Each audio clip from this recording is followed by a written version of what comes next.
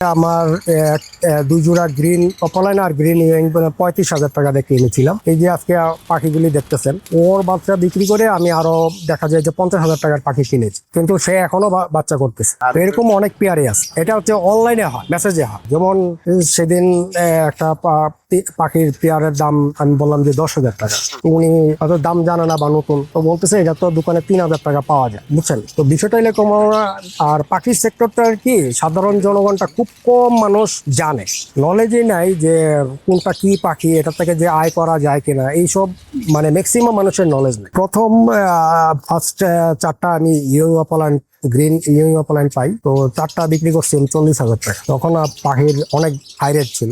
পাখির বিক্রি টাকা দিয়ে আসলে বড় কিছু কিনে নাই। আমি একটা মোবাইল কিনেছি 42,000 দিয়ে। না, এটা তো কন্টিনিউ।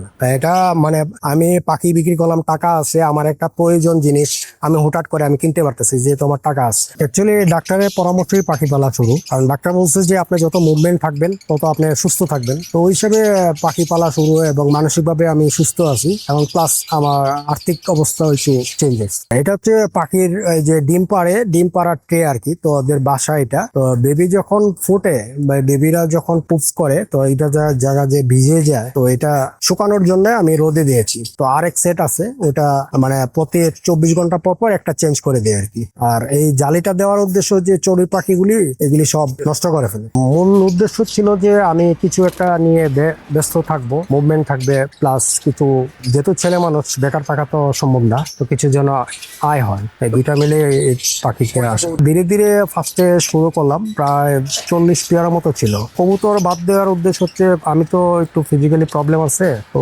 কবুতর আবার কিন্তু অনেক ময়লা করে, তো এটা পরিষ্কার করা আমার জন্য একটু কষ্টকর। কবুতর বাদ দিয়ে আপনার 17 বা 18 সালে আমি বাজরিগারে ঢুকেছি।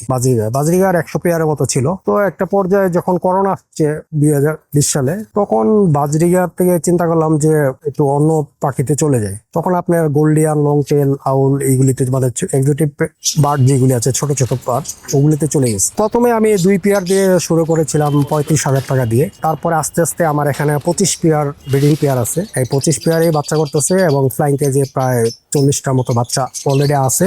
আর এখন তো ব্রিডিং সিজন, এখন দেখা যাবে যে আপনার ব্রিডিং সিজনে আমরা একটা পাখিকে 3বার বাচ্চা করাই। তো 25 পেয়ার এভারেজে যদি আমি 3টা করে ধরি, তাহলে হচ্ছে আপনার প্রায় 1-150 এরকম হবে আর কি। লসটা হচ্ছে বার্ড সিলেকশন, মানে আপনি কোন মিউটেশনটা পাখি নিয়ে কাজ করবেন, কোনটার বাজারে চাহিদা বেশি, যে আমি এটা নিলাম, যে এটা বিক্রি করতে পারবো কিনা, বাজারে এটা চলে কিনা। একটা পাখি নিলেই হবে না, কারণ ওই পাখির বাজারজাত যদি থাকে তাহলে বিক্রি করা খুব সহজ। আর যদি একটা পাখি নিলেন কিন্তু বাজারে চাহিদা নাই, সেক্ষেত্রে আপনি লস খাবেন। বিষয়টা হচ্ছে কি, এটা হচ্ছে খামার, পোল্ট্রি সেক্টর বা ডেয়ারি সেক্টর আছে, ওগুলো মানুষ মনোযোগ সহকারে ওইভাবে সময় দিয়ে মানে খামারের মতন পালে। পাখিটাও আসলে ওইরকম ভাবে সময় দিয়ে পালতে হবে, যে আমি সকালবেলা পানি দিলাম, খাবার দিলাম, সারাদিন কোনো খবর নাই, ওই পাখি বাচ্চা করবে। আপনাকে নিয়মমাফিক ওকে টেক কেয়ার করতে হবে। আমি আসলে চেষ্টা করি যে আমি একটা জিনিস বক্স দিলাম অথবা একটা ডাল দিলাম, এখন সে বসে আছে কিনা। মনে করেন এক সাইডে আমি একটা ডাল দিলাম, তো সে স্বাচ্ছন্দ্যে যদি তার পছন্দ হয় সে কিন্তু ঠিকই বসবে। আর যদি তার পছন্দ হয়, সারাক্ষণ সে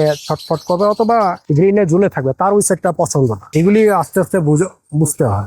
আমি একটা এক সাইডে বক্স দিলাম, কিন্তু সে বক্সে ঢুকতেছে না, তাহলে বুঝতে হবে যে এই বক্স তার পছন্দ না, বা এই পাশে পছন্দ না। ওই পাশে দিয়ে দেখবো যে তার পছন্দ হয় কিনা। যদি দেখি যে পছন্দ হয়েছে, তাহলে ওকে। তারপরে যদি পছন্দ না হয়, তাহলে তাকে এই খাঁচাটাই চেঞ্জ করে অন্য খাঁচায় দিবি।